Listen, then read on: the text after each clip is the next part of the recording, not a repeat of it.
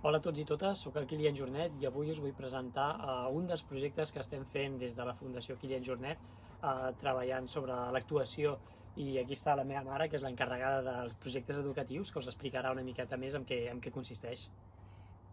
Hola, aquests projectes són projectes educatius des dels infantils fins a la universitat, aquests projectes que són inspiradors per al seu compromís amb la sostenibilitat o també per el treball que fan amb la natura, que la tenen integrada com una part de la vida escolar, no?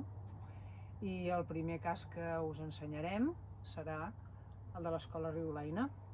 Sí, una escola que conec bé perquè, de fet, em vaig ser alumne durant tota la meva primària, no?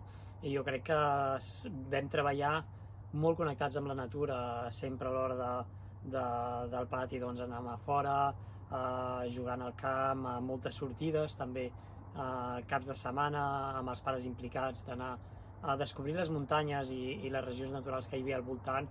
Jo crec que aquesta primera connexió dels nens amb la natura de proximitat és bàsica per després poder seguir desenvolupant tots aquests projectes també amb caire més educatiu. I si voleu saber més dels projectes, aquí sota hi ha els links i properament anirem penjant diferents propostes d'arreu del món.